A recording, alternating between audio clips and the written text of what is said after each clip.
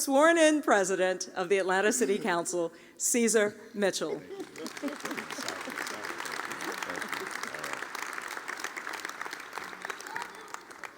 And I love you too. Well, thank you, Brenda and Bill, and it's always great to hear and really to be able to follow my dear friend and mentor, Mayor Sam Mitchell. Well, good afternoon, Atlanta.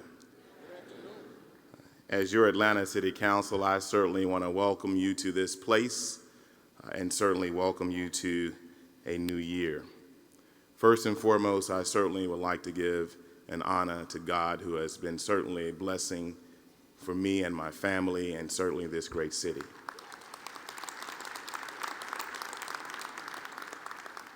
I really would like to also take this opportunity to acknowledge some people who are very important to me. First, my mother, Carnella Robinson, who birthed me and beat me, and then sometimes made me feel like she was birthing me again. In the memory of my father, Ceasar C. Mitchell, Sr., who passed on so many years ago.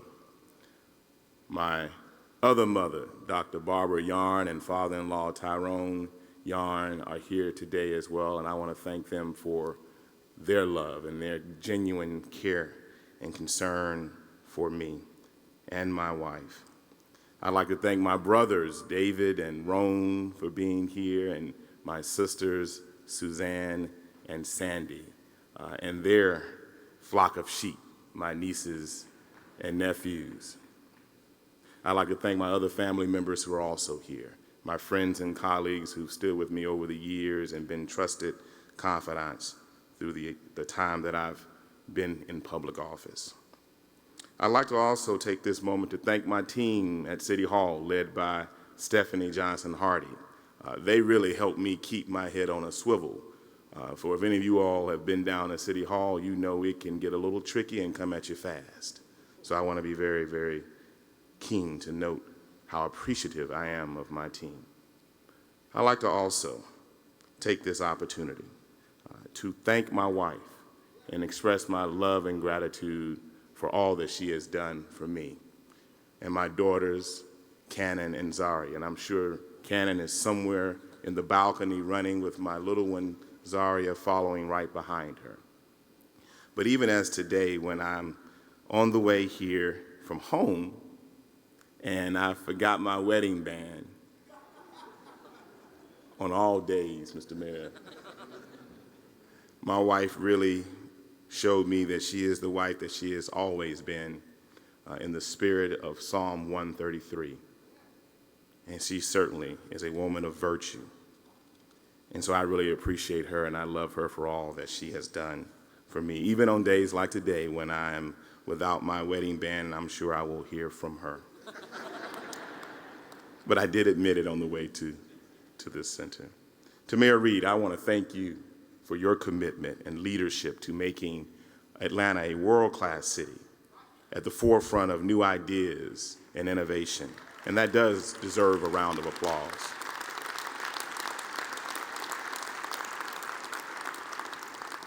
I'm going to tell you something else that deserves a round of applause. Your mama can sing. If you missed the interfaith service yesterday evening, you missed a treat. And so certainly it's very clear why you did, like you said, make it into this world. Do know that the City Council remains committed to working with you and your administration to ensure that every Atlanta citizen reaps the benefits of their hard-earned investment in our city's success. To the judges on the municipal court, thank you for your service, and thank you for all that you do to administer justice in our city every day. And to my friends and colleagues on the Atlanta City Council, I am honored to serve with you another term. In these past 4 years, we have governed during the bleakest economic period of our city and country since the Great Depression. However, working with Mayor Reed and building upon tough yet forward-looking decisions made by our previous city council and previous mayor, we are becoming strong again as a city by maintaining fiscal discipline, emphasizing transparency and accountability, and advancing sound public policy that will ensure a brighter future for Atlanta and her people. Now, with that being said, and really most importantly, I must thank you, the people of Atlanta. Give yourselves a hand. And this is why. It is because of your shared sacrifice and collective investment for nearly a decade that our city has become stronger, more stable, and more attractive. It was you who stepped up and put it on the line during tougher times when we tightened our belts, cut services, closed facilities, raised taxes, instituted higher water rates, and doubled down on our commitment to putting money in our reserve. Thank you for standing strong and holding on, Atlanta. In 2014, the Atlanta City Council is prepared to do the work today that will ensure a more prosperous tomorrow for our children and our children's children. Our agenda must remain more robust than our challenges and as ambitious as our opportunities. But you expect no less from us. While each member of the City Council hails and represents and is accountable to a unique constituency with varying concerns, needs, and expectations, at the end of the day, we must make our collective decisions in the best interest of the entire city. And as Council President, it has always been and it shall remain my belief that where we put Atlanta first, even wildly disparate, even opposing ideas can coexist harmoniously in the same space and time. Where trains must run on time and our city's business must get done at the speed of opportunity, this is indeed our challenge. But at the same time, this is our opportunity, where we take an extra moment or two to encourage citizen input, foster unexpected ideas, and respect each other's opinions, we can indeed find that undiscovered country. For it is in this place where we will find common ground at the highest possible plateau of the hopes and aspirations of our city. We did this work together to achieve, working with the mayor, pension reform, which is widely considered not only a model for combining very different policy ideas related to retirement benefits, but also a model for collaboration. And while there's more work to do, we have done this by fiscally committing to putting more police officers on the street and structurally improving public safety in our neighborhoods through community policing. By investing in in-town transportation initiatives such as the streetcar and the Atlanta Beltline, which in addition to emerging as an incredible quality of life amenity for our citizens, is also considered a model for community partnership, input, and collaboration. While there are miles to go, we can do so much more working in this vein and in this spirit. So as we strive to make Atlanta cleaner, greener, safer, and more thriving, we must be united as one city, not two cities, not three cities, but one city in the struggle to continue the great story that is Atlanta. It is a story that's laden with victories and defeats, momentous occasions and infamous events.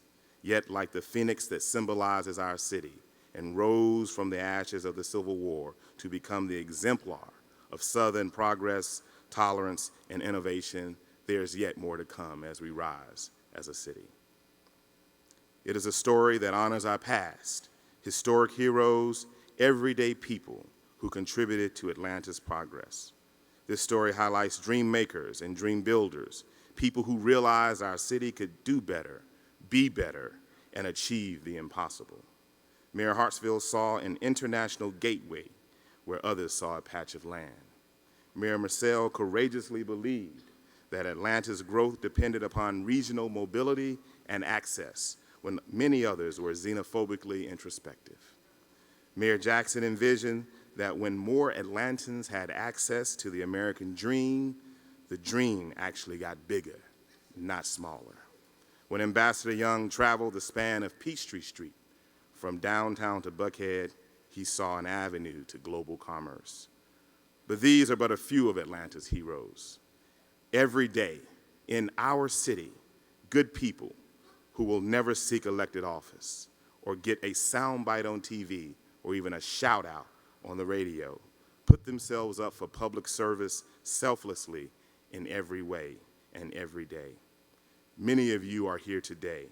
You are neighborhood and MPU leaders, community activists, nonprofit volunteers, small business owners and entrepreneurs, office workers, teachers like my wife and my mother, police officers, sanitation workers, firefighters, and other civil servants. The story of Atlanta's past and present is your story. You also own the dream of what Atlanta is and the hope of what we can become. So what is next for Atlanta? What is our 2.0? Smart development and quality of life land use in neighborhoods like Summerhill, Mechanicsville, and Peoplestown must come to fruition. Economic development and job opportunity in communities like Vine City, Castleberry Hill, English Avenue must be pursued with authenticity and dogged determination. Mayor Reed has spoken quite eloquently and appropriately of an infrastructure initiative that must touch every corner of our city. This is important because great cities that attract industry, events, and certainly families are cities that are clean, green, safe, and thriving. And strong infrastructure is at the core of these principles. Like the quality of life bond under Mayor Campbell and the water infrastructure improvements made under Shirley Franklin, I believe Atlanta is ready and prepared yet again to make a world-class leap of faith. But every visually pleasing city has a soul. It has people, history, and culture that drive its collective consciousness and self-esteem. And Atlanta is no different. The council leaders like Marvin Arrington, White Fowler, Carl Ware, Rob Pitts, Kathy Willard, and Lisa Borders knew, as President Lyndon B. Johnson once declared, that cities are more than bricks and mortar. They are cities of people. We are a city of families, children, seniors, community groups, businesswomen, entrepreneurs, and volunteers. So our work going forward must include people-oriented, authentic relationship building and a constant renewal of our soul in the work that we do. You can clap for that. And as council president, I will, as I did during my first term, encourage stronger relationships with men and women who also serve you, the same public, hailing under different banners. Banners of service such as the Atlanta Public Schools, Fulton County, DeKalb County, MARTA, Grady Hospital, and the Atlanta Housing Authority. Imagine what we can do where we commit to fiscal, operational, and programmatic collaboration with APS. One thing is for sure, the outcomes for our young people when it comes to education and opportunity will be strengthened.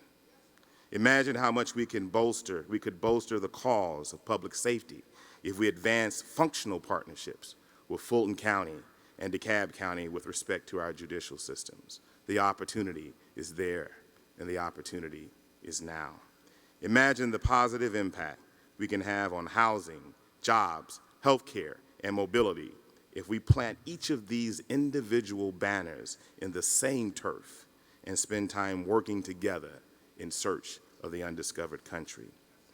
But all of this depends on people talking, critical stakeholders putting aside differences and taking the time to explore the possibilities. When Muhtar Kent, who is the CEO of the Coca-Cola Company, discusses the concept of the Golden Triangle, he captures the power of government, business, and civil society working together to make a difference in the lives of people in a thriving community.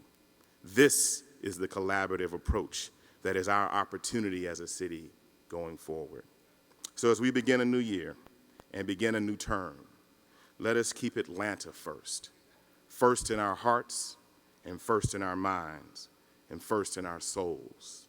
With steady hands to take on the needed task, and with ready feet to trek to the Newfoundland of Atlanta's prosperity, there is nothing we cannot accomplish. This is the story I want to tell my daughters, Cannon and Zaria, about the city that made me, the city that reared me, and the city that I love so much. And this is a story of all of us. And this is a story for all of us. And this is a story that we should strive to make real. This is our collective story, and this is our Atlanta. Thank you, and God bless you.